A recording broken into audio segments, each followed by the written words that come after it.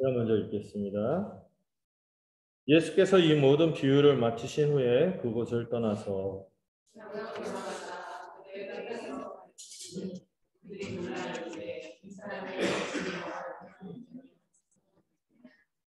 이는 그 목수의 아들이 아니냐? 그 어머니는 마리아, 그 형제들은 야고보, 요셉, 시몬, 유다라 하지 않느냐? 그 유대인들은 다 우리와 함께 있지 아니하냐? 그런즉 이 사람의 이 모든 것이 어디서 났느냐? 예수를 배척한지라 예수께서 그들에게 말씀하시되 선지자가 자기 고향과 자기 집 외에서는 존경을 받지 않음이 없느니라 하시고 그들이 믿지 않는 말미암아 구성하는 능력을 받지 않으셨습니다. 그때 분봉왕 헤롯이 예수의 소문을 듣고 이스라엘에 이르되 유대세 요한이라 그가 죽은 자 가운데서 살아났으니 그런 거기를 누구든지 속에서 살아났다. 전에 헤롯이 그 동생 빌립의 아내 헤로디아의 일로 요한을 잡아 결박하여 옥에 가두었으니 이는 요한이 헤롯에게 말하되 다시 그 여자를 찾아온 것이 옳지 않다 하였습니다.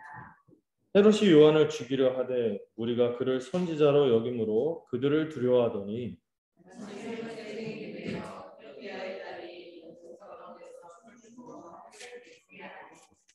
헤롯이 맹세로 그에게 무엇이든지 달라는 대로 주겠다고 약속하거늘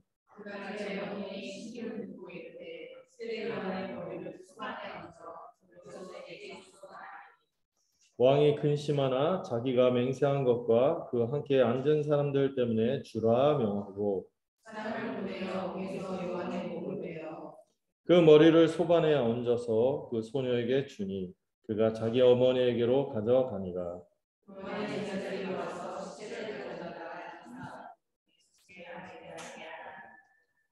네. 계속해서 마태복음을 통하여 천국의 복음에 대해서 살펴보고 있습니다. 네. 우리가 지난주까지 이제 천국에 관한 비유들에 대해서 천국이 어떻게 이 땅에 임하고 역사하는지에 대해서 주님의 다양한 비유들을 통해서 알아보는 시간을 가졌었죠. 제가 이제 취미가 그 표 같은 거 만들어서 한눈에 보게 하는 건데 어떤 분이 제가 라임을 맞추는 걸 좋아한다고 그러더라고요. 근데 제가 일부러 래퍼를 해서 라임을 맞추는 건 아니고 저는 성경에 뭐가 있다는 걸 믿냐면은 통일성이 있다는 걸 믿어요. 그 꾸란 같은 경우 비교하면은 꾸란 같은 경우는 그냥 연대기적으로 이렇게 나열하거나 아니면은 들쑥날쑥 이렇게 내용이 통일성이 없이 막 이렇게 돼 있는 경우도 있는데 성경은 그렇지 않거든요. 하나의 큰 흐름 있고 그 흐름 안에서 아주 줄기차게 힘있게 메시지를 전하는 하나의 설교가 성경이에요. 그래서 그런 한 포인트를 여러분들 성경 볼 때 저희 교회가 DBS 하는 수준의 교회 아닙니까? DBS 할 때 이 본문을 볼 때 이 얘기했다 저 얘기했다 한다고 생각하지 마시고 뭔가 하나로 포인트로 잡고 얘기하는 게 있다 이렇게 생각하면서 그걸 생각해서 본문을 보시면은 아주 힘있게 그 본문을 느낄 수 있지 않을까 싶어요. 그래서 우리가 이제 우리끼리 조문용어로 뭐라고 합니까? 중심 사상. 그래서 이 통일성이 있다고 생각하면서 성경 보면은 이전에 보는 것보다 더 큰 유익이 있지 않을까 싶어요. 그래서 이 비유들이요, 뭐 이모저모 다양하게 보이지만 이 다양한 흐름 가운데서 큰 줄기를 잡아주는 주제가 있으니 그게 뭐라고요? 천국이 어떻게 이 땅 가운데서 역사하는가. 이거를 주님은 설명하셨어야만 했어요. 왜냐하면 그때 상황이 어땠어요? 예수님에 대해서 믿는 사람들 그렇게 많지는 않고 있긴 했어요. 충성을 다해서 믿고 다른 사람들도 있었지만 대부분 분위기가 어때요? 배척하고 불순종하고 불신하고 또 유대 사회 전체에서 주류들은 다 예수님을 이제 이단으로 낙인 찍고 막 그런 상황에서 주님께서 굉장히 그분의 진리나 이분의 하시는 일을 보면 메시아가 맞는데 이 흐름이 세상의 흐름이 악해서 안 받아들이니까 왜 이런 일들이 일어나는지에 대해서 무리들에게도 한편에서는 살짝 설명하고 제자들한테는 본격적으로 좀 설명할 필요가 있었죠. 그런데 중요한 건 뭐예요? 믿음이 되게 중요해요. 믿음이 있으면은 예수님에 대한 믿음이 있으면 이 비유가 뭐예요? 비밀을 알려주는 계시가 되지만은 믿음이 없으면 어떻게 됩니까? 이게 수수께끼로 남아 있는 것이죠. 아니 아니라 좀 이러려는 것이 아니라 그 이미 마음이 닫혀 있고 그분에게서 진리를 구하고자 하는 그 의지와 열정이 없기 때문에 더 이상 얻을 게 없게 되는 것입니다.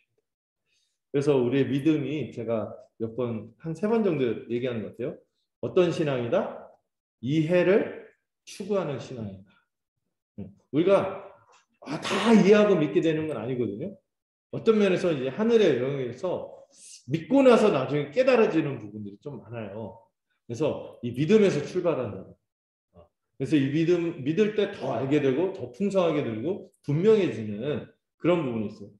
왜 그런가 하면은 이 세상에 미혹하는 신이 그리스도의 영광을 보지 못하게 하고 우리의 마음에 이성을 왜곡시키고 우리의 감정도 뒤틀리게 하고 우리 의지를 나약하게 만들어서 하나님의 진리, 하나님의 구원의 진리에 다가갈 수 없도록 만들기 때문에 어쩌면 우리가 한 발짝 더 들어가서 뭐 하는 게 필요하다?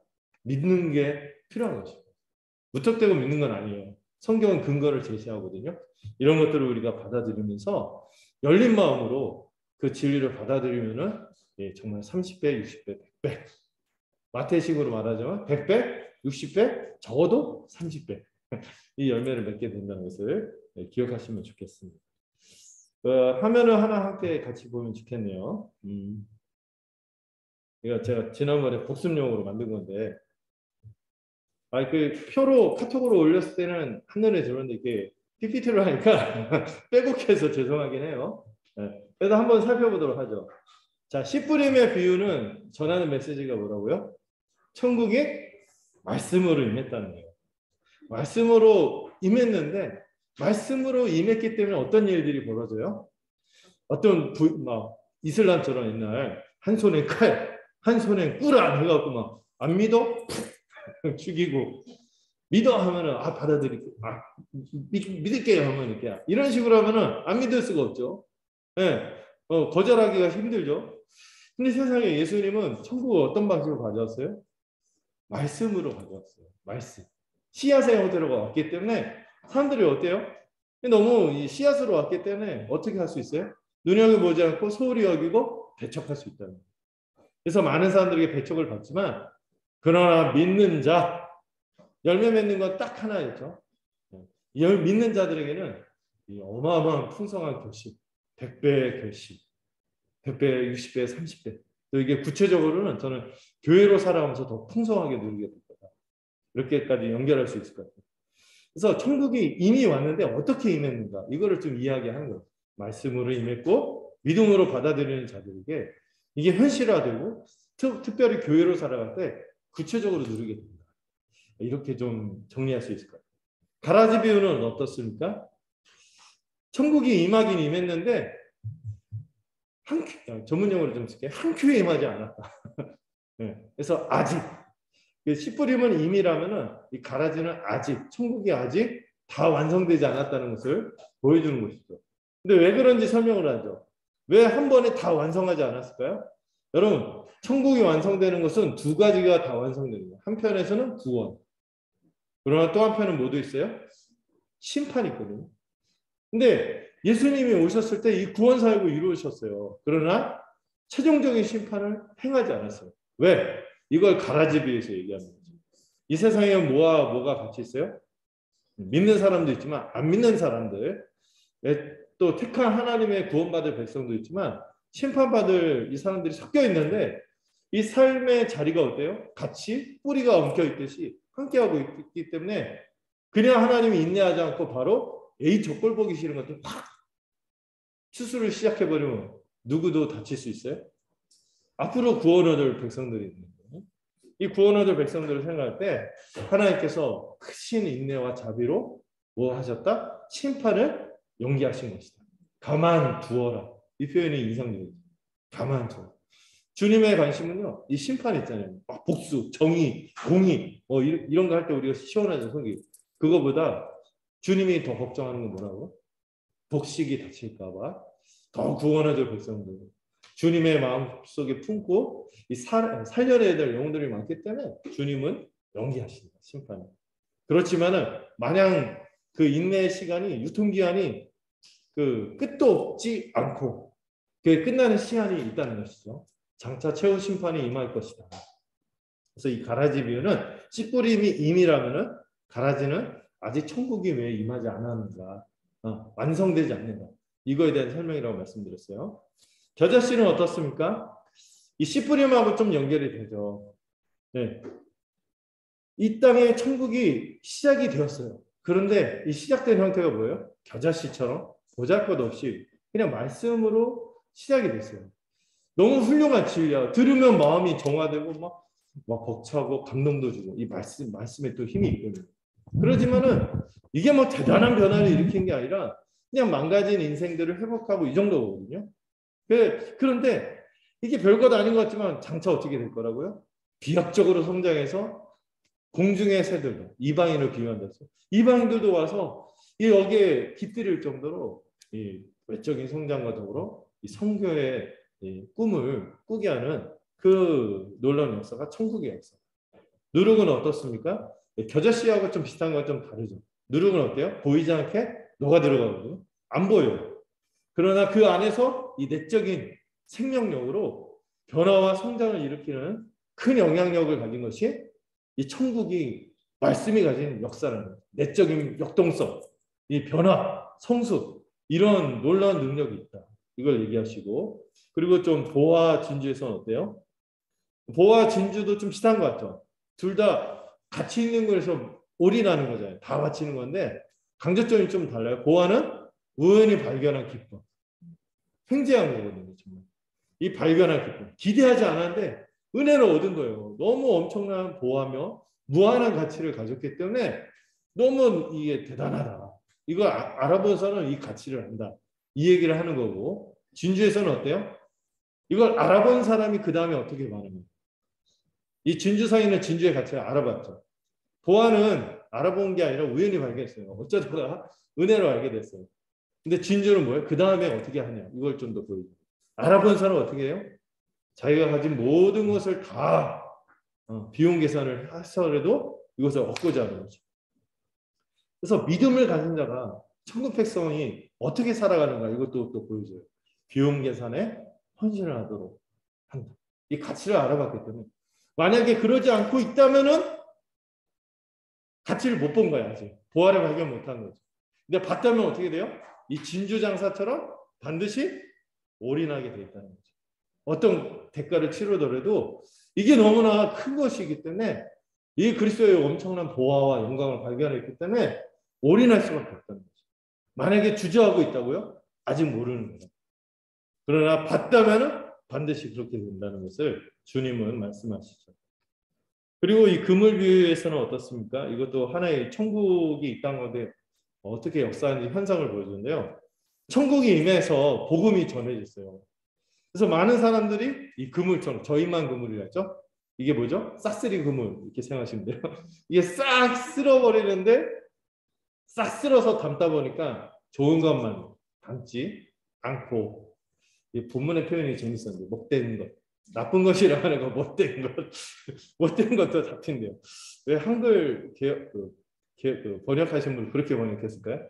정결한 것과 부정한 것인데, 정결한 것만 들어온 것이 아니라 부정한 것도 들어오는데, 아까 가라지하고는 비교해요. 가라지는 세상에서 일어나는 일이라면은 이 그물은 어때요? 복음을 선포할 때 이 공동체 안에, 교회 안에서 정말 회심한 산 신자도 들어올 수 있지만은 가끔 아닌 사람도 기인 척하면서 들어올 수 있어서, 그래서 말세에 고통하는 때가 이른다 했잖아요. 디모데 후서에 보면 바울이 말세 이 가짜 신자들이 들어와서, 이 사람들 삶의 내용은 뭐예요? 돈을 사랑하고 자기를 사랑하고 막 쾌락을 사랑하고 다른 사람 돌볼 줄 모르고 악한 열매를 맺고 이런 사람들이 들어올 수 있어요. 그러나 그럼에도 불구하고 천국의 사명은 뭐예요? 그물을 던지는 거예요. 보편성, 사랑 가르지 않고 복음을 전하는. 그 중에 누가 참된 신자인지 어떻게 알아요? 그래서 복음을 낙심하지 않고 전하고, 그리고 결국에는 그 가운데서 우리가 뭐 건징도 하고 그러겠지만은 나중에 최종적으로 가리는 건 누가 가린다? 우리 주님께서 최종적으로 심판하십니다. 이걸 기억하며 우리가 현실 교회 살아갈 때 쉽지 않을 때가 있거든요. 그때 우리가 이걸 좀 생각할 수 있도록 말씀하셨죠. 그리고 마지막은 특별히 제자들에게 더 부탁한 거예요. 제자들이 뭘 감당하는 자인가. 제가 지난주에 말씀드렸죠. 모든 신자는 뭐의 전문가? 말씀의 전문가가 되어야 해요. 그리고 말씀을 가르치는 교사가 되어야 합니다. 예. 아니 제가 그 많이 알지 못한데 아는 만큼 말하시면 돼요. 입을 닫고 있는 게 문제예요. 예. 이 너무 귀한 거잖아요. 귀한 거 여러분들 그 조금만 귀한 거 있어도 은근 뭐 액세서리 있으면 그냥 이렇게 뭐 보여주고 막 그러지 않나요? 그런데 이 귀한 복음을 아는데 얘기를 안 하고 있다면 이상한 거죠. 그리고 이 복음을 우리가 공부할 때 이 말씀을 알아갈 때 중요한 게 먼저 무엇부터 꺼냈다는 걸 말씀드렸죠. 새 것부터. 예. 이 세원하게 관점. 이 우리 주님을 통하여 이루어진 이 모든 보배로운 구원 역사의 이 완성의 관점에서 성취의 관점에서 이 구약을 볼 수 있어야 되고 성경을 해석할 수 있으면 좋겠다. 그래서 그거를 좀 더 선명하게 말하기 위해서 복음 중심으로 우리가 성경을 연구하고 이 진리를 전할 수 있으면 좋겠다. 이런 내용들을 주님이 하셨다고 나왔습니다. 와, 복습이 좀 빡셌네요. 네. 네, 그런데 한번 전체적으로 13장이 천국 비유는 우리가 이 세상에서 어떻게 살아가고 또 우리가 천국 백성으로서 어떤 삶이 어떻게 펼쳐지는지 알 수 있게 하는 중요한 비유니까요. 잘 정리해두면 좋겠습니다. 자, 그리고 나서 이제 오늘 13장 53절부터 14장 12절의 말씀을 살펴보려고 하는데요. 여러분들 그 본문 제가 월요일부터 이제 같이 보자고 올렸는데 읽으시면서 좀 당황스럽지 않나요? 네. 네. 성경이 익숙하지 않은 분들은 이런 내용 나오면은 왜 이런 내용이 있을까? 당황스럽죠. 여러분 모든 어떤 영웅전, 위인전 이런 거 있잖아요. 이런 다른 어떤 신화라든지 어떤 민족의 정체성을 얘기하는 설화라든지 하면은 뭐만 얘기하죠? 대부분 용기와 참가죠. 네. 또 아니면 우리 김일성 장군 있잖아요. 솔방울을 따서 던졌더니 수리탄이 되어서 터졌다. 이런 얘기 막 적지 않습니까? 이 얘기가 익숙하지 않은 세대가 있고 익숙한 세대가 있죠. 익숙한 세대들은 저와 함께 이제 앞자리가 5자계열. 네, 이런 그런 그 꾸며주는 얘기들만 있지 이런 얘기들은 잘 안 드러내려고 해요. 근데 그런 면에서 참 성경 특히 복음의 진술들이 진솔하다. 우리 주님이 어떤 분인지 또 어떤 일을 겪으셨는지를 가감없이 보여주는구나 하는 것을 생각하게 되죠. 그래서 지은인 것 같아요. 자, 예수님이 이제 53절부터 58절의 내용은 고향 사람들에게 예수님이 배척받는 장면이 나옵니다. 여러분 고향 사람들한테 야 떡잎부터 알아봤어. 이런 얘기 들어야 되잖아요. 그런데 그런 분위기 아닌 거죠. 예수님의 가르침에 대해서 이 고향 사람들의 반응을 보면은 좀 당황스럽습니다. 앞에서 이제 예수님께서 이제 제자들하고 무리들한테 특히 제자들에게 이 천국이 어떻게 임하는지 가르쳐 주시고 장소를 옮겼어요. 예. 천국이 어떻게 임했는지 무리에게 감추시고 제자들에게 밝히신 후에 그리고 나서 어디로 가셨죠? 고향이 어느 지역일까요? 예수님의 고향은 많은 분들이 알고 있듯이 나사렛이 있고요. 나사렛으로 가셨습니다. 또 이 고향에서 가르치시면서 예수님은 참 어려서부터 난 사람들이고 정든 사람들이 얼마나 많을 거예요. 어른들도 있고 또 예수님이 그 키와 자라가면서 사랑스럽다고 했잖아요. 얼마나 그렇겠어요? 추억이 있는 그런 장소로 가서 이 복음을 전할 때 어느 정도 열매가 있기를 바라셨겠죠. 그렇게 갔어요. 그리고 회당에서 들어가 가르치기 시작했습니다. 처음에 분위기가 어떻습니까? 54절 분위기가 좋았던 것 같아요. 처음에 가르치시니까 어때요? 놀래서 우와 이 사람의 지혜와 능력이 어디서 난 것인가 술렁술렁 거리는 것이죠. 실로 예수님의 가르침은요 힘이 있었어요. 진리의 힘이 있었죠. 이 고향 사람들은 예수님의 가르침에 대해서 놀랐는데 두 가지로 놀랐죠. 첫 번째로 예수님의 가르침에 담긴 지혜. 너무 설득력 있고 너무 너무 힘이 있는 거예요. 마음을 움직이는 힘이 있었다는 것이죠. 지혜가 있었어요. 그리고 두 번째로 이 가르침의 내용을 입증하는 놀라운 이적의 능력이 있었다는 것이죠. 물론 이 고향에서 많이 그 이적이 드러나진 않았지만 예수님에 대한 소문이 이미 온 지방에 퍼져 있었기 때문에 온 유대 지방에 퍼져 있었기 때문에 그 능력이 있다는 얘기를 들었을 거예요. 거기다가 이 가르침을 들어보니까 정말 이게 힘이 있어. 설득력이 있어. 그런 가운데 있었던 것이죠. 그리고 예수님이 이 고향 나사렛에서 어떤 설교를 하셨는지 어떤 가르침을 하셨는지 다른 복음서를 보면 좀 소개되어 있는 게 있어요. 어디냐면 누가복음 4장 18절에서 21절이 이 예수님 고향 나사렛 회당에서 무엇을 가지고 전했는지 소개가 되었습니다. 그게 뭐냐면은 이사야서 61장을 주님이 읽으시고 그 말씀이 어떻게 됐다? 지금 자신을 통하여 성취됐다고 선언한 거예요. 그냥 넘어가면 안 되니까 그 본문을 같이 보도록 하겠습니다.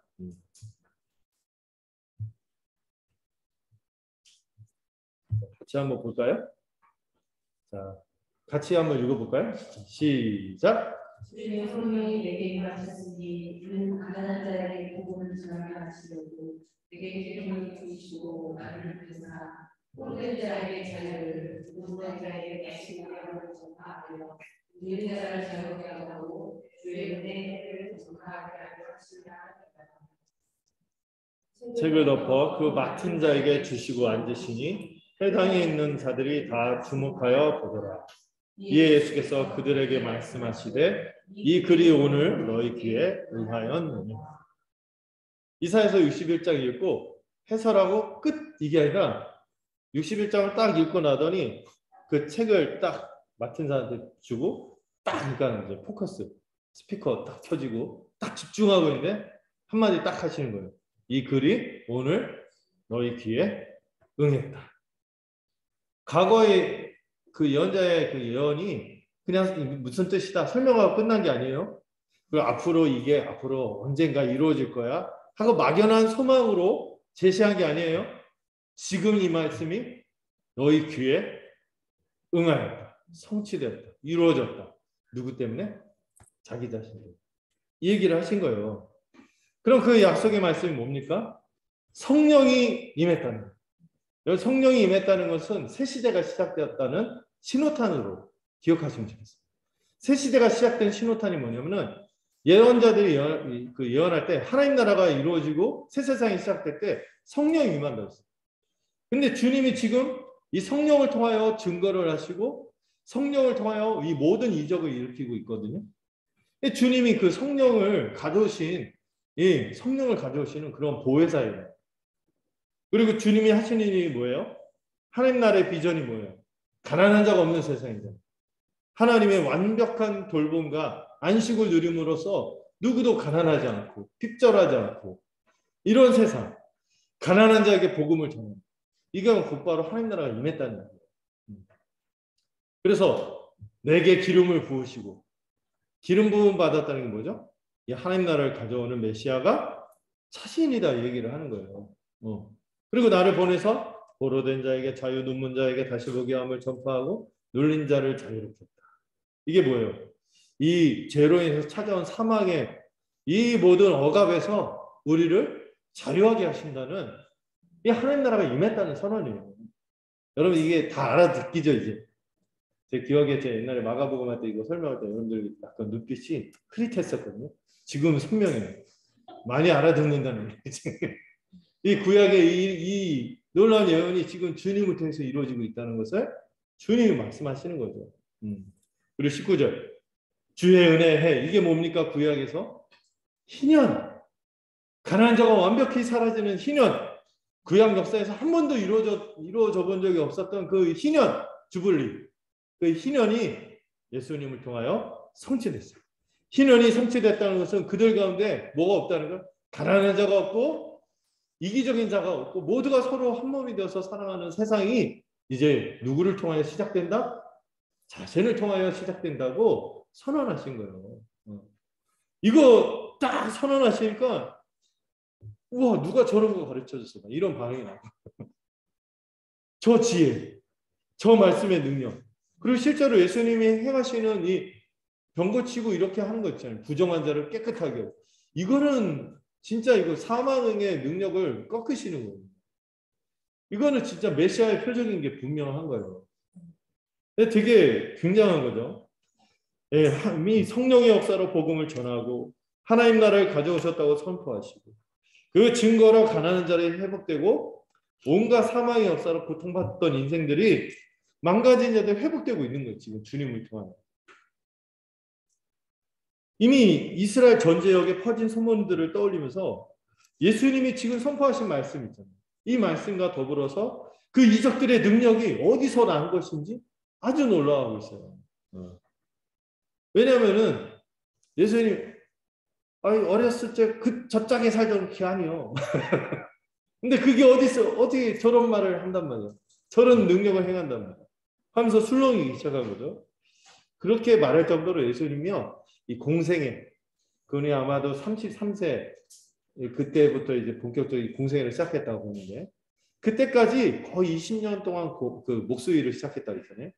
아마 20년 이상 목수일을 했을 텐데 그렇게 살 동안 예수님 한 번도 신성을 보인 적이 없는 거예요. 평범하게 사신 거예요. 이 고향에서 지내면서 살다가 어느 날 갑자기 놀라운 능력을 일으키면서 이런 말씀을 전하고 다니까 놀라운 거죠. 그런 상황이었어요. 근데 이제 55절부터가 좀 이 고향 사람들의 말이 심상치 않습니다. 이 사람 그 목수의 아들 아니요? 그런 거죠. 그러면서 이제 의문을 품기 시작해요.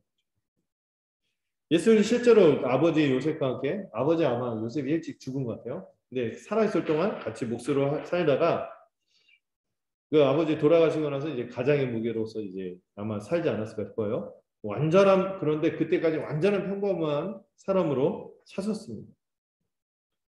또 고향 사람들이 말하는 거면 어머니는 마리아고 이 예수님의 인적사항이 이때 처음 드러나요. 형제들이 누가 있는지. 야고보, 요셉, 시몬, 유다. 이런 형제들 있지 않냐? 이런 얘기를 해요. 그 당시 나중에 누이 동생도 나오죠. 누이 동생 그 당시 여자가 이름이 잘 안 드러나니까 누이 동생 이름이 안 나오지만 형제들의 이름이 다 나옵니다. 근데 이 나사렛이 당시 연구에 의하면은 전체 인구가 몇 명? 한 500명 정도밖에 안 되는 아주 작은 마을이에요. 누구 집 아들이다 하면 뻔하게 다 아는 거죠. 그런 분위기예요 지금. 예수님 형제가 야고보, 요셉, 시몬, 유다 동생들이죠. 있지 않냐 이런 얘기 한 거예요. 그런데 여러분 우리는 이미 앞에서 가족들이 예수님에게 어떤 반응을 보이고 있는지 알고 있어요. 어떤 반응을 보였죠? 이해하지 못하고 믿지 않고 심지어 잡으러 다녔어요. 왜냐면 그 당시 당국의 분위기가 안 좋으니까. 예수님을 메시아로 믿지 않고 잡으러 다녔어요. 물론 어머니 마리아가 왜 그런지 모르겠어요. 그 천주교에서 너무 이 마리아를 신성시 하는 게 이해가 안 되죠. 이러고 나중에 또 심지어 카톨릭은 이 마리아가 무염시태, 그래서 막 죄가 없는 건데 예수님을 낳고 나중에 다른 자녀들도 마리아 소생이 아니라는 황당한 얘기를 하죠. 그 약간 이상한 영향을 받았는데 그게 아니죠. 그럼에도 불구하고 나중에 마리아는 믿음의 여인으로 돌아오긴 해요. 어머니 마리아하고 또 형제 중에서 아마 이 순서가 아마 둘째, 셋째, 넷째 막 이렇게 순서인데 이 예수님의 바로 밑에 동생인 야고보 그리고 끝에 나오는 유다는 여러분 나중에 신약에 한 권씩 써요. 야고보서, 유다서. 나중에 예수님을 믿는 제자가 됩니다. 그 예수님을 이렇게 미쳤다고 잡으러 다니고 배척하다가 돌이킨 계기가 뭘까요? 부활이었어요. 이 부활을 부정할 수가 없었어요. 너무 놀라운 이 부활이랑 엄청난 사건을 마주하고 회심해서 이제 둘 다 교회 일꾼이 됩니다. 이 야고보는 아주 교회 지도자까지 되죠. 농담이지만 인맥이 중요하구나. 그냥 흘려들으세요. 어쨌든 교회 지도자까지 되고 신실한 주님의 제자가 됩니다. 그렇지만은 당시에는 어땠어요?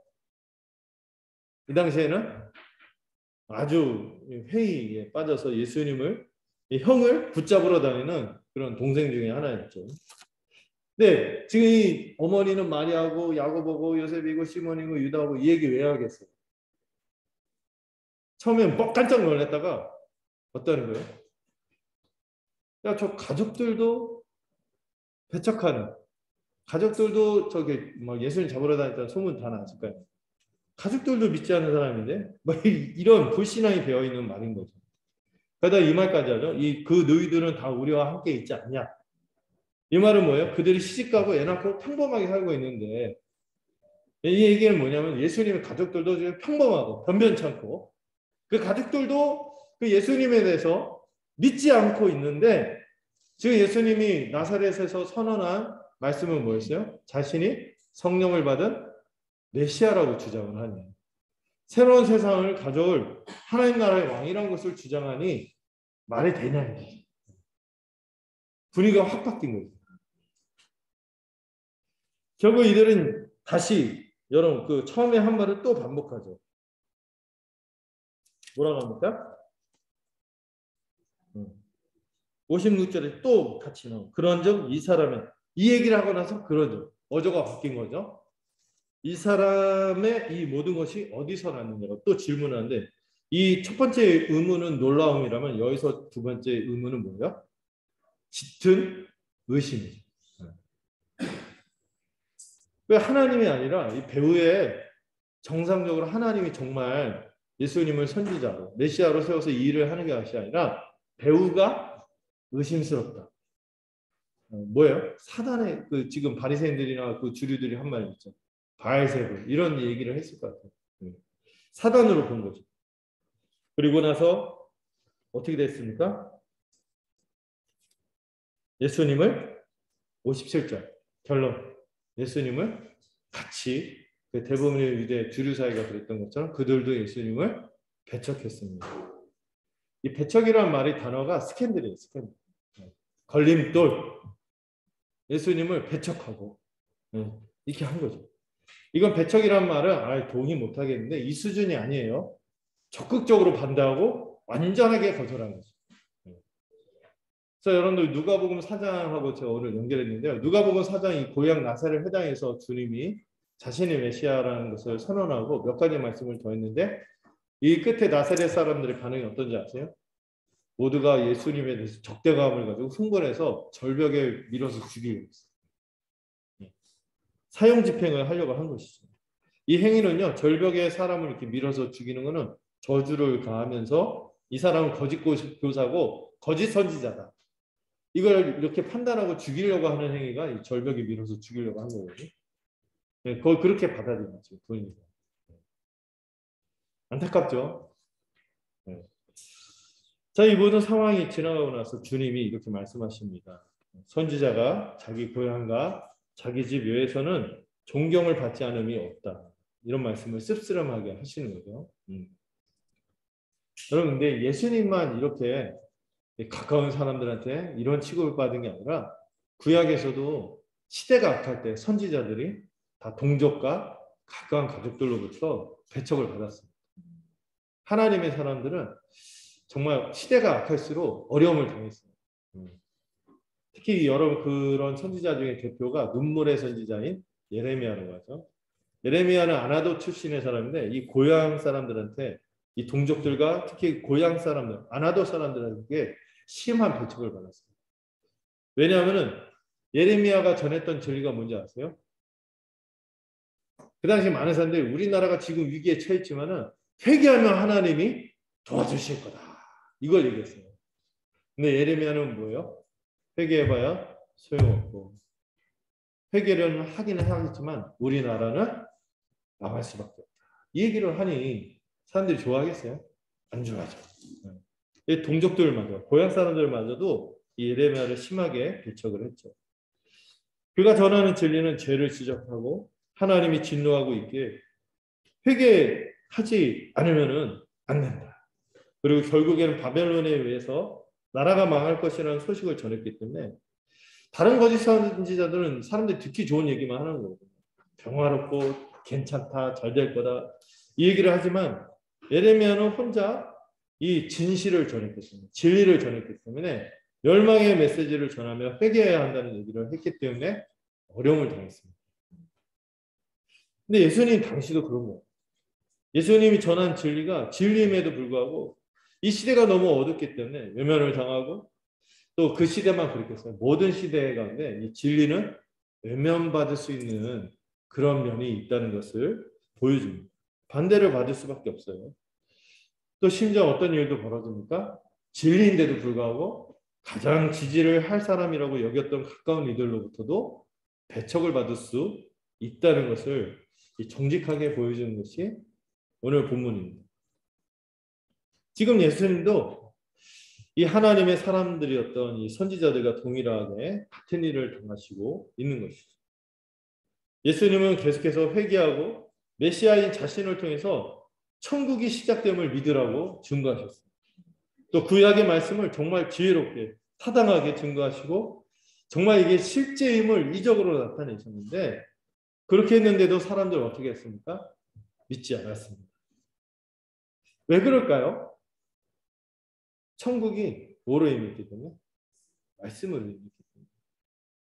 그 당시 사람들이 기대했던 천국은 뭐였어요?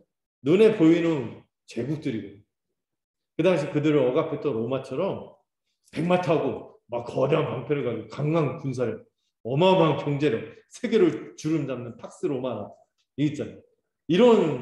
이거를 막 뒤엎는 더 실제적인 어떤 더 강한 힘 이런 게 있어야 되는 거예요. 네, 부강한 나라, 군대, 경제력, 또 대단한 세력가들을 거느리고 나라를 시작하는 게 아니라 주님은 뭐 하고 있어요? 말씀을 전할 뿐이에요. 말씀을 전하고 또 세상에서 돌아보지 않고 외면했던 연약한 사람들, 세리, 죄인, 창녀들, 병자들, 그게 그냥 망가진 인생들을 회복하는 게 이런 연약한 사람들을 붙잡고 그들과 함께하자고 다독거리고 이게 다였기 때문에 연락적이지 않은 거예요. 예수님이 전하는 진리가 너무 분명해. 그리고 예수님이 이 진리를 받아들이고 변화시키는 인생들이 눈에 안 들어오는 거예요. 이 사람들은 앞에서 얘기했던 그 예수님이 한탄했던 그 악한 세대, 시장의 아이들 같이 자기들의 익숙한 틀 있죠. 자기들이 생각하는 틀로 하나님 나라를 받아들여요. 천국을 거절합니다. 익숙한 틀을 가지고 자기들의 잣대로 메시아이신 예수님을 판단했어요. 그들이 말한 것은 로마 황제같이 이렇게 그럴듯한 그런 사람인 거지 우리 예수님처럼 평범한 우리와 같이 똑같은 사람으로 오셔서 종의 모습으로 죽더라 섬기다가 실제로 우리 그 자신이 오히려 섬김을 받아야 되는 사람들을 위하여 죽기까지 하시는 그런 십자가의 주님, 그런 메시아가 아니었던 거죠.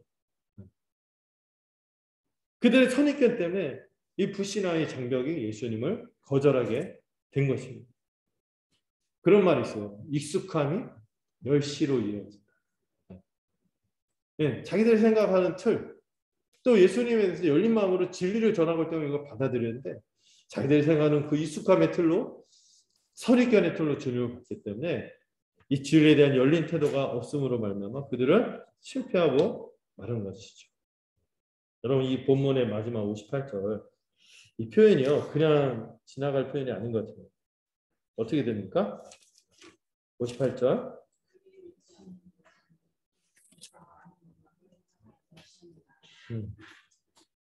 믿지 않음으로 말미암아 거기서 많은 능력을 행하지 그들의 이 배척, 믿지 않음에 대한 주님의 반응은 뭡니까? 다른 곳과 달리 더 이쪽에서는 더 특별히 많은 능력이 나타나지 않았어요. 행하지 않았어요. 예수님이 그런 얘기 하신 적 있잖아요. 돼지에게 진주를 던질 수 없듯이 이 복음이 너무 영광스럽고 가치롭기 때문에 받음직하지 않는 곳에서는 증거될 수 없는 측면입니다. 그리고 이게 안타까운 게 당장 심판을 이 사람들이 당한 게 아니죠. 막 절벽이 밀려고 하고 막 이런 일을 했을 때 막 심판을 행하고 그래야 되는데 그런 게 안 일어나죠. 근데 더 무서운 게 뭐예요? 내버려 두시고 이들은 그냥 불신한 건데 방치되고 내버려둠의 심판이 임하고 만 것입니다. 여러분 우리가 복음을 전할 때 막 변화, 막 이런 기쁜 역사들도 있지만 이 배척의 현실들도 있는 거예요. 또 우리가 복음을 전할 때뿐만 아니라 우리가 신앙생활할 때도 그냥 신자라는 이유 자체로 배척을 받는 현실이 있다는 것을 오늘 본문은 보여줍니다. 실제로 복음을 가장 열정적으로 전한 바울도 이 믿음은 모든 사람의 것이 아니다. 이거 약간 이 본문을 읽을 때 좀 마음이 그렇더라고요. 데살로니가전서 3장 2절인데요. 한번 볼까요? 이 본문 한번 같이 읽어보죠. 읽어보죠. 시작. 그들의 형제들아 너희는 우리를 위하여 기도하기를 주의 말씀이 여러 가운데서와 진실 선전하나를 만났었게 되고 또한 우리를 보다가도 악한 사람들에게서 은지시켜서 하라. 믿음은 모든 사람에게 있으시 아닙니다. 우리 천국의 복음, 주의 말씀이 영광스럽게 되고 퍼져나가게 우리가 기도해야 되지만 또 우리의 이 복음의 현장 전하고 우리가 이 삶을 마주하는 삶의 현장에서 마냥 꽃길만 있지 않고 어떤 사람들이 있어요? 부당하게 대하고 악한 사람들도 있다는 것이죠. 그런 사람들에게서 구원을 해달라고 기도할 만큼 우리 현실이 실제로 녹록지 않다는 것입니다.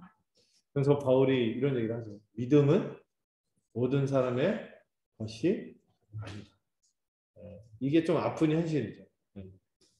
한편에서는 디모데전서에서는 그런 얘기도 하죠. 하나님 모든 사람이 구원받기를 원하지만 그 중에 어떤 이들은 이 믿음이 없을 수 있어요. 배척의 현실이 있을 수 있다는 것이죠. 왜냐면은 우리가 취하는 방법이 전도에 밀어나는 거죠. 우리가 미련하게 전도하라는 게 아니에요. 전도 불신자 믿어 하고 막 지하철에서 발로 걷어차면서 막 자고 있는데 막 발로 툭 쳐, 예수 믿어 이러면 기분 나쁘죠. 미련하게 전도하라는 게 아니에요. 이 전도라는 방식 자체가 세상에 볼 때 미련한 거예요. 왜? 말씀으로 전하는 것입니다. 뭔가 그럴듯하고 막 이런 게 아니라 그냥 말로 전하는 것이기 때문에 이런 일들이 있는 것이죠. 우리 주님도 그런 면에서 가족들과 이 고향 사람들에게 배척을 받고 외면당했다는 사실을 오늘 성경은 보여주고 있습니다. 그럼에도 우리 주님은 계속해서 십자가의 길을 가신 것이죠. 그리고 우리도 주님의 길을 따르기를 원하시는 것입니다. 우리 주님은 꽃길이 아니었어요. 꽃길을 가시지 않았어요.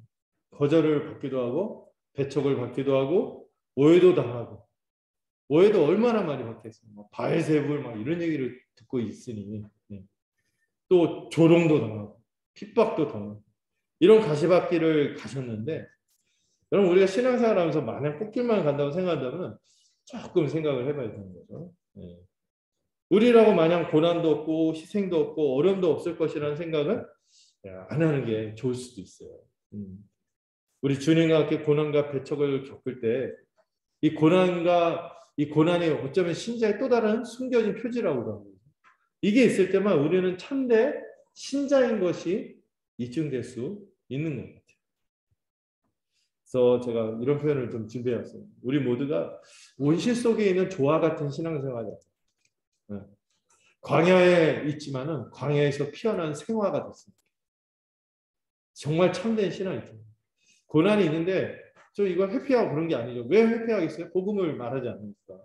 신자답게 살지 않으니까. 회피하는 거죠. 그런데 우리가 온실 속에 조화로 살 수는 없어요. 광야에 있고 된바람을 맞는다 할지라도 광야에 피어난 생화 같은 신앙생활을 해야 하는 것입니다. 이 고향 사람들처럼 믿지 않고 그냥 밍밍하게 있다. 아무 일도 안 일어났고 아무 능력도 행하지 않으셨죠. 아무것도 하지 않으면 아무 일도 없을 거예요. 그러나 우리가 복음을 따라 살아가고 복음을 전하고 또 특별히 우리가 교회로 살아가고 세우는 일이 힘쓰다 보면은 우리 여러 가지 고초가 있을 거예요. 어려움도 있고 참 힘든 순간도 있고 그럴 때 그때 우리는 관념적인 신앙생활이 아니다. 온실 속의 조화 같은 관념적인 신앙생활이 아니라 실제 신앙생활을 하게 됩니다. 이 광야 같은 삶이지만 거기서 생명을 꽃피워내는 그런 삶을 살아가는 것이죠. 저는 이 앞부분의 이 본문에서 또 이런 측면도 있다고 생각해요. 믿음의 경계에 있는 분들에게 말을 거는 본문이기도 하다라는 생각이 들어요. 이 고향 사람들이 빠진 이 익숙함의 저주를 벗어나서 진리의 마음을 열어야 한다고 말하는 거예요. 믿음을 가져야 하는 것이죠. 믿음이 없으면 어떤 것도 보지 못해요. 이 천국 비유에서 말하듯이 믿는 자는 더 누리지만 믿지 않으면은 어떤 역사도 안 일어나는 것이죠. 믿기만 하면은 우리 주님이 행하시는 능력을 맛보게 되는 거예요. 근데 이 고향 사람들은 믿지 않고 그들의 선입견과 익숙함을 벗어나지 못하고 아무런 능력도 경험하지 못하는 그런 불행을 맞게 된 것이죠. 좀 더 본문을 나가보도록 할게요. 14장 이제 시점이 바뀝니다. 이야기 10장이 바뀌면서 예수님이 활동을 하고 있을 때 이런 막 놀라운 메시아의 역사들이 나타나고 있었죠. 그때 분봉한 헤롯이 예수님의 소문을 들었습니다. 여러분 그 성경에 보면은 이름이 비슷해서 막 헷갈리는 경우들이 많은데 마리아도 많고 뭐 되게 이름이 똑같은 이름이 많죠. 또 헷갈리게 하는 이 중요한 복음서에서 나오는 이름 중에 하나 헤롯인데 여기 나오는 헤롯은 분봉한 헤롯이고 예수님이 탄생할 때 그 베들레헴의 아기들을 학살한 헤롯 대왕은 아니에요. 시기도 다르죠. 이 헤롯 대왕의 아들인 분봉한 헤롯인데 정확한 이름은 헤롯 안디바라는 그 왕입니다. 이 잔인한 헤롯 대왕의 아들 중에 하나였어요. 이 헤롯이라는 이름은요, 그냥 그 가문 이름이에요. 가문 이름. 시자처럼 가문 이름이에요.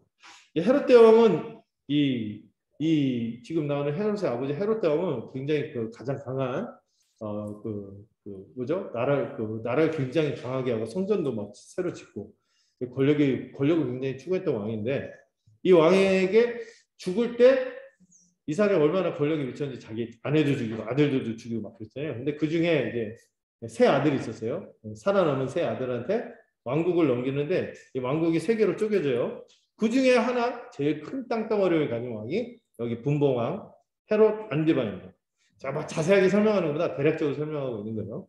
자, 이 갈릴리 지역하고 베레아 지역이라고 해서 좀 큰 지역을 다스리고 있었던 곳이 오늘 본문에 나오는 헤롯 안디바인데 그래서 전부가 아니라 일부만 다스린다고 해서 이 마태는 이 사람의 이름을 분봉왕이라고 소개하는 것이죠. 이 사람이 나중에 예수님 끝까지 하는 그 사람이에요. 이 헤롯이 예수님의 소문을 듣고요. 어떻게 얘기하냐면 신하들에게 예수님이 세례 요한이 죽었다가 살아 돌아온 곳이라고 갑자기 뜬금없는 얘기를 합니다. 약간 두려움 속에서 고백하는 듯한 느낌이었어요. 저거는 세례 요한이 죽었는데 다시 살아 돌아온 것 같다 하면서 두려워하고 고백을 하고 있어요. 이 사람은 굉장히 강한 권력자임에도 예수님의 소식을 듣고 세례 요한을 떠올리면서 굉장히 두려워하면서 떨고 있어요. 도대체 헤롯과 세례 요한은 무슨 일이 있었길래 헤롯은 예수님의 소식을 들었었는데 얼마나 그 세례 요한에 대한 생각이 뇌리에 깊이 잠재적으로 있었으면은 예수님 얘기를 듣고 세례 요한이다 이렇게 했을까요? 물론 예수님이 실제로 세례 요한과 비교할 수 없을 만큼 더 큰 능력을 나타냈고 사실 세례 요한은 어떤 이적을 나타냈다는 기록은 없잖아요. 말씀으로 사람들을 회개시켰지. 그런데 예수님은 이 세례 요한보다도 더 분명하고 위대한 가르침을 행하고 이적을 행해서 차별화되는데도 지금 헤롯이 누구를 떠올리고 있어요? 세례 요한을 떠올리고 있어요. 이런 표현이 맞는지 모르겠는데 자라보고 놀란 가슴, 소뚜껑 보고 놀란다. 이런 것처럼 예수님이 어떤 활동을 하는 걸 보면서 이 연결하면서 이 둘을 연결하면서 보고 있는 거예요. 근데 왜 이 얘기를 하냐? 이게 중요한데 이 세례 요한과 예수님은 긴밀하게 연결되어 있다는 것을 좀 이 저자가 보여주고 있는 거예요. 마태는. 그래서 장차 지금 이제부터 나타나는 세례 요한에게 벌어질 일이 누구에게도 일어날 거다? 예수님에게도 일어날 것을 좀 보여주는 거예요. 그러면서도 또 하나 아까 묘한 말이 있죠. 죽었다가 살아 돌아온 것이다. 이것도 약간 복선이라고 하죠. 이런 식으로 해서 좀 연결하고 있는 거예요. 자, 이따 헤롯과 세례 요한의 관계를 이 본문이 설명합니다. 본문이 설명하니까 저도 설명할게요. 이 과거에 있었던 일을 자세히 얘기해 줬는데 이제 과거로 돌아간 거예요. 지금 아마 그 세례 요한이 죽은 지 꽤 지난 시점인 것 같아요. 지금. 헤롯이 자기와 동생의 아내였던 헤로디아의 일로 세례 요한을 첩보해서 옥에 가두었다고 합니다. 왜냐하면은 이 세례 요한이 이 왕이 헤롯에게 그 여자를 차지한 것이 옳지 않다고 직언을 했어요.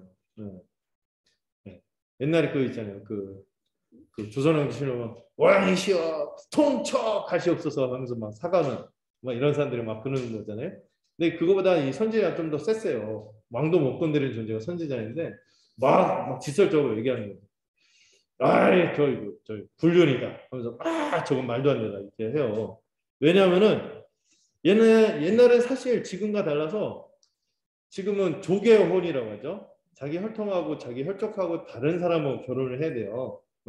근데 옛날에는 혈통을 지킨다면서 특히 자기가 귀족이라고 여기는 사람들은 어떻게 했어요? 예, 가까운 친족끼리만 결혼했어요.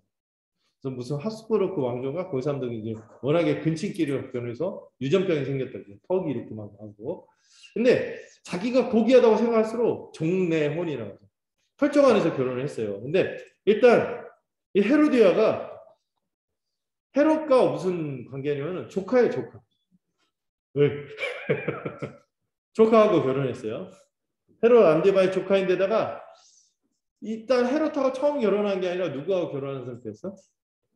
헤롯 대왕이 또 다른 아들이지만 그 왕국을 물려받지 못한 좀 약간 세력이 없는 평범한 빌립이라는 사람하고 결혼한 상태였어요. 동생이 아니에요. 뭐죠? 제수씨. 제수씨인데도 조카예요. 근데 이 헤롯이 이 여인과 결혼하려고 어떤 나바테와의 공주하고 결혼한 상태 그 여자 이혼해서 그 여자 쫓아내고 그때 막 공격도 당하고 여러 어려움을 처하는데 어쨌든 이 헤로디아를 상당히 윤리적인 기준에서 이해할 수 없을 만큼 이 불륜 스캔들이 일으키면서 결혼을 한 거예요. 원래 이제 그 이복 동생인지 실제는 모르겠지만 어쨌든 이 왕국을 물려받지 못한 빌립과 결혼한 헤로디아가 이 분봉왕이었던 헤롯과 불륜에 빠져서 빌립과 이혼하고 결혼했는데 헤롯은 어디에 빠졌을까요? 헤로디아의 유모에 빠졌을 거고 헤로디아도 셈이 있었던 것 같아요. 헤롯의 세력을 보고 자기 남편 버리고 결혼을 한 거죠. 권력에 빠져서. 완전히 막장인 거예요. 조카이고 또 완전히 지저분한 국가적인 스탠들이 일어났는데 이 세례요한은 선지자였기 때문에 이 신실하고 경건한 가문을 이뤄야 하는 이스라엘 안에서 특히 이스라엘의 왕인 또 모범을 보여야 할 이 왕가잖아요. 왕가. 이 헤롯 가문에서 일어난 이 일을 눈 감을 수가 없었던 거죠. 그래서 권력을 두려워하지 않고 동생의 아내였던 사람을 이혼시켜서 억지로 이렇게 취한 거는 옳지 않다고 직언을 한 거예요. 헤롯은 그나마 찔리는데 사람들에게 존경받는 세례요한이 이를 드러내니 그의 입지가 어떻게 했어요? 정치적으로도 타격을 받고 윤리적으로도 타격을 받는다고 생각해서 이 본문에 보면 그를 아주 미워하고 죽이고 싶어 했다고 설명하고 있습니다. 근데 못 죽여요. 왜요? 민심 때문에. 왜? 무리들이 세례요한을 선지자로 여기고 있기 때문에 이 무리들을 의식해서 두려워하고 차마 죽이지 못하고 뭐만 한 거예요? 구금만 한 거예요. 옥에만 가두고 있었던 거죠. 네. 헤로디아만이 아니라 헤롯도 눈치를 봐서 그렇지 세례요한을 죽이고 싶어 했던 것 같아요. 네. 근데 옛날에는 이 선지자는 하나님의 사람이어서 왕도 함부로 건드려서 안 된다는 불문이 있었거든요. 잘못 건드리면 나라 전체가 자기도 막 잘못되고 하니까 하나님의 사람을 못 건드리는데 그래서 이제 못 죽이는 거예요. 또 실제로 이제 욕을 먹고 막 권력 기반이 약해지니까 꺼려한 거죠.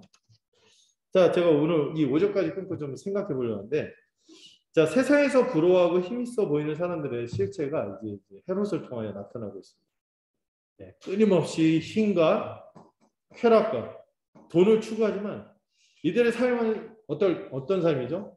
공허하고 부패하고 하나님의 심판 아래에 있는 삶인 것이죠. 그러나 이들은 조금만 실체가 드러나고 진실이 드러나도 이를 두려워하고 힘으로 사람들을 위협하지만 그들이 가진 힘을 잃을까 봐 전전긍긍하며 두려워하는 연약한 자들인 것을 보여주고 있습니다.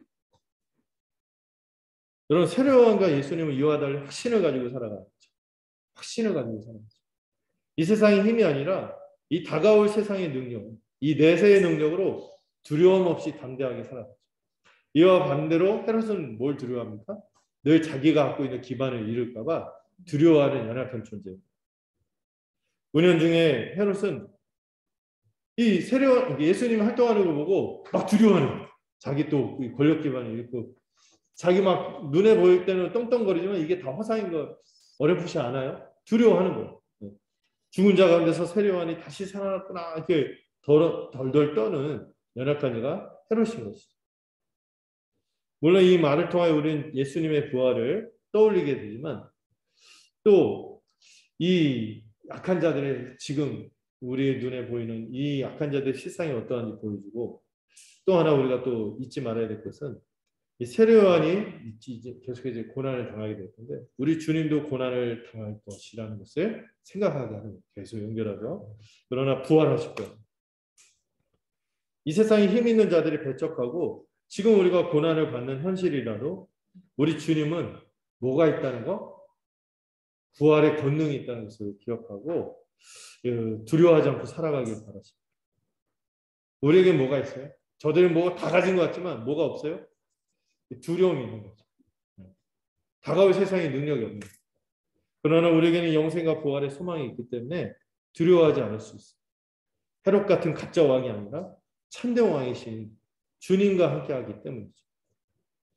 자, 이야기를 좀 더 전개해서 6절에서 12절 보시면은 이제 헤롯이 생애 잔치를 열어요. 근데 제가 찾아보니까 원래 이제 유대인들은 생애 잔치를 안 한대요. 이 생애 잔치 하는 거를 좀 별로 좋아하지 않았다고 그러더라고요. 그렇게 별로 율법을 해석하고 이렇게 하는데 자기를 높이는 것 같고 하니까 생애 잔치 잘 안 하고 어떤 사람들이 생애 잔치를 하면 자기를 과시하는 사람. 그래서 우리는 다른 의미에서 하는데 자기의 권력을 과시하면서 내가 이런 세력을 갖고 있어 하면서 잔치 열면서 이게 막 의시되기 위해서 잔치를 열었대요. 마가복음을 보면은 여기 초대되고 함께 합석한 사람들이 귀족들, 대신들, 그리고 이제 천부장이니까 장군들이죠. 이 장군들과 함께 참석한 가운데 누가 등장합니까? 이 복음서의 이름이 정확히 안 나오는데 헤로디아의 딸 살로메라는 여자애가 나와서 춤을 춰요. 춤을 추는데 이제 막 술이 막 한 바퀴 도는 거예요. 막 바퀴 돌아서 이제 거나하게 취한 상태에서 헤롯이 아마 아버지였을 가능성이 있는데 이 헤롯을 기쁘게 했습니다. 근데 이 요세푸스라는 역사가의 기록에 하면은 이 소녀는 살로메였고 그런데 그 살로메가 그 잔치에서 춘 춤이 문제가 있대요. 이게 전통 무용 이런 게 아니에요. 막 속옷 같은 거 연지건지 이게 아니에요. 그 여러분 운동할 때 했던 거 그런 게 아니라 굉장히 그 창녀들이 춤을 췄던 19금 댄스였다. 아주 이런 춤을 누가 추고 있어? 10대 초반이었을 텐데 이런 공주가 췄다는 사실을 누가 문제예요? 부모 교육이 문제죠. 부모가 잘못 교육한 거죠. 근데 이 헤롯 가문이 얼마나 타락했는지 보여주죠 지금. 네. 근데 헤롯이 한술 더 떠서 이게 참 사람들 앞에서 이렇게 했는데 뭐래요? 술이 들어가고 살로메에게 무엇이든지 달라는 대로 주겠다고 약속합니다. 마가복음을 보면 나라의 절반까지도 주겠다고 경솔하게 맹세하죠. 이제 헤롯이 완전 술이 들어가고 헷갈락한 거예요. 그래서 흥분 상태였기 때문에 그 무모한 요구를 들어주겠다. 무모한 부탁을 무모한 얘기를 한 거죠. 어떤 부탁이든 들어주겠다. 근데 이 어린 소녀, 이 살로메가 뭘 요구했죠?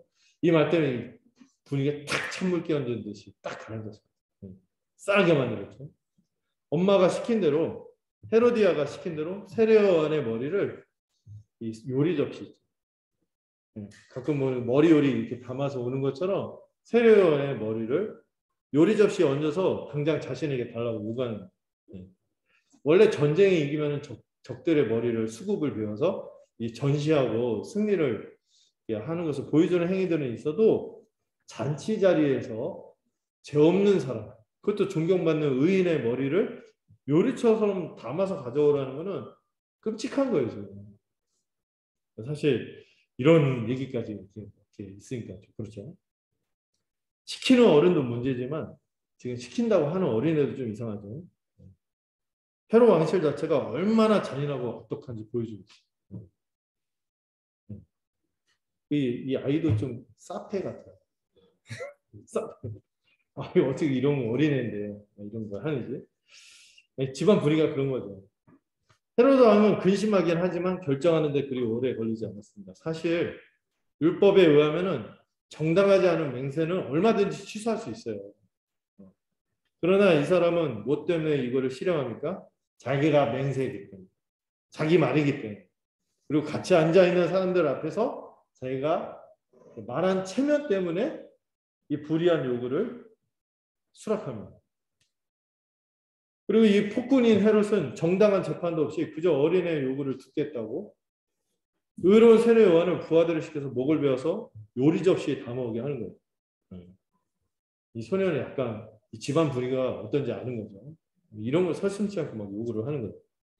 워낙에 잔인한 일을 막 자주 보고 그런 둔해지듯이 이 아이도 그런 게 아닌가 싶어요. 전혀 동요하지 않고 이 세례 요한의 머리가 얹어진 요리 접시를 들고 어머니에게 가져가는 장면으로 본문을 보여주고 있죠. 그리고 나서 이 마지막 부분 12절 보시면 평생을 이렇게 살았던 세례 요한이 허무하고 죽은 거예요. 불명예스럽게 머리 없는 시체만 남기고 마른 것이죠.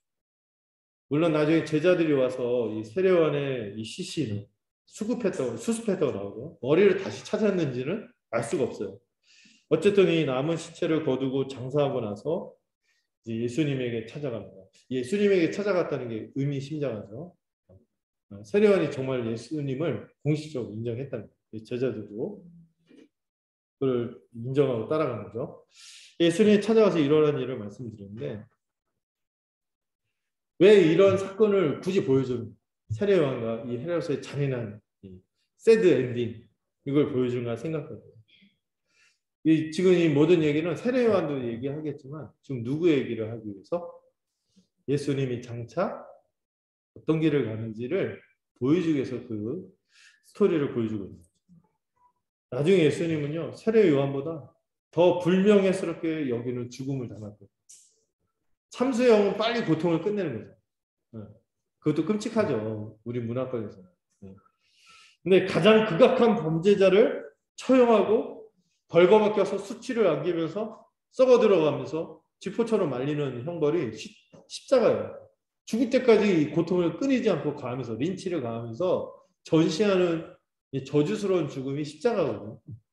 이 세례 요한의 죽음보다 더 비참하고 이 끔찍한 죽음을 당할 것을 연결해서 보여주는 것이죠. 가장 극악한 범죄자를 처형하는 틀이 십자가고 또 이 십자가는 나무이기 때문에 이 여기에 달린 순간 어떤 사람으로 여겨져요? 하나님께 저주를 받은 자로 여겨지는 이런 죽음으로 주님이 죽으실 것을 이제 장차 보도록 하는 거죠.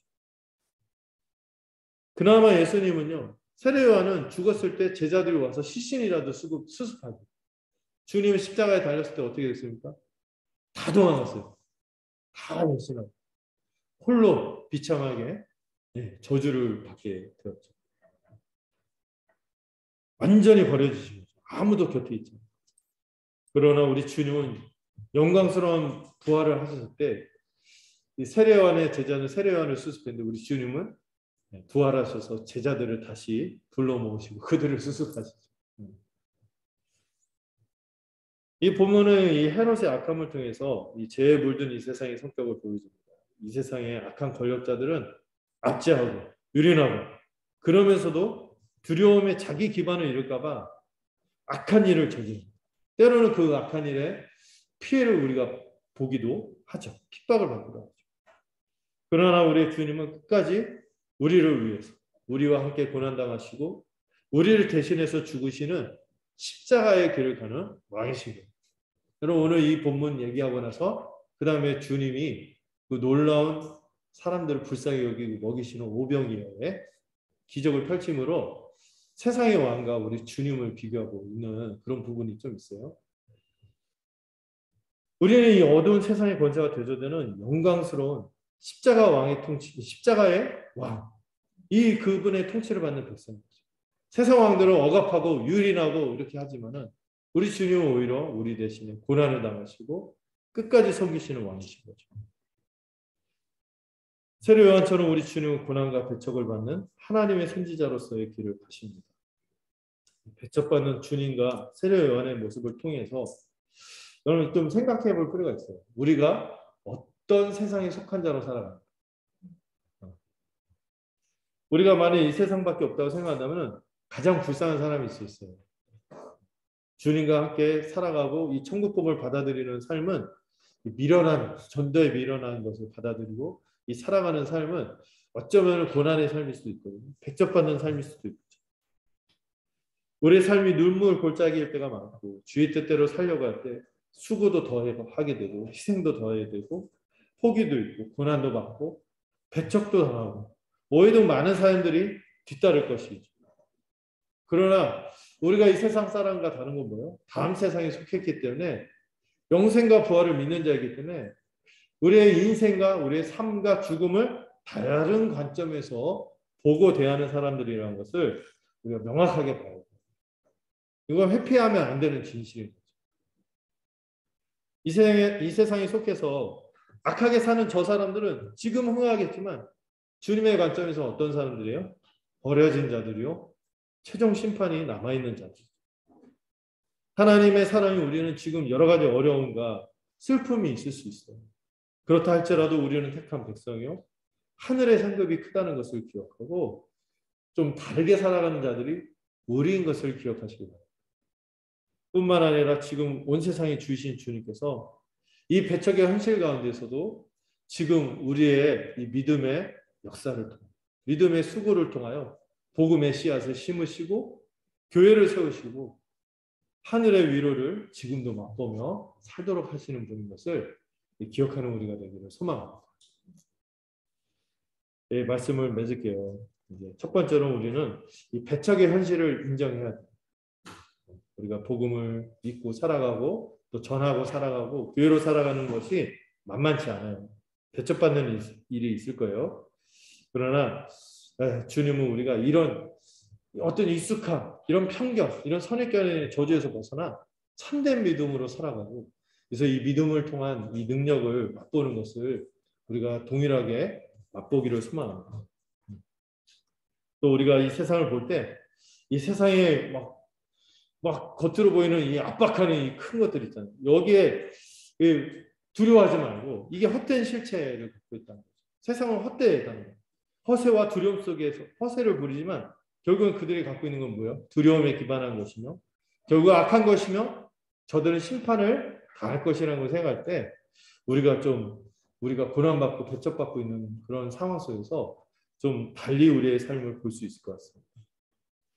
우리 주님은 참으로 죽음에서 부활하신 진정한 왕이시며 그렇기 때문에 우리의 삶 속에서 뭐를 우리가 꺼려하지 않고 기뻐할 수 있어요? 비용 계산을 기뻐할 수 있는 것이죠. 관념적인 신앙생활, 온실 속에서 조화처럼 살아가는 신앙생활이 아니라 좀 실제적으로 신앙생활. 우리 주님과 함께 고난도 받고 배척도 당하고 또 우리가 비용 계산하고 뭔가 값을 지불하는 게 있을지라도 우리가 광야에 피어있는 생화처럼 참된 생명을 가진 자로서 또 내세의 능력을 의지하면서 살아가는 우리가 되기를 간절히 소망합니다. 기도하겠습니다. 주님, 우리가 이미 아직을 살고 있기 때문에 우리가 믿음대로 살아가고 또 복음의 사명을 위해서 사는 것이 만만치 않다는 것을 오늘 본문을 통해서 확인하게 됩니다. 우리가 믿고 살아갈 때 주님께서 주신 축복을 누리기도 하지만 그러나 우리에게 남은 고난이 있으며 또 이 믿음으로 살아갈 때 고난과 더불어 능력과 영광도 맛볼 줄을 믿습니다. 우리가 혹시 온실 속의 조화 같은 신앙생활을 하고 있다면 돌이키게 하시고 광야에 있다 할지라도 생화로서 생명을 치우며 살아갈 수 있는 우리가 되도록 붙들어 주시옵소서. 믿음으로 살지 않으면 어떤 역사도 나타나지 않는다는 것을 기억하고 믿음으로 주를 위하여 한 걸음 한 걸음 걸어갈 수 있는 우리 모든 성도들이 되도록 붙들어 주시옵소서. 우리가 줄곧 찬양으로 고백하듯이 어제의 복음이 아니라 오늘의 복음으로 열매 맺는 삶을 사는 우리가 되도록 붙들어 주시옵소서. 예수님의 이름으로 기도드렸습니다. 네, 함께 찬송가 336장 들어가겠습니다.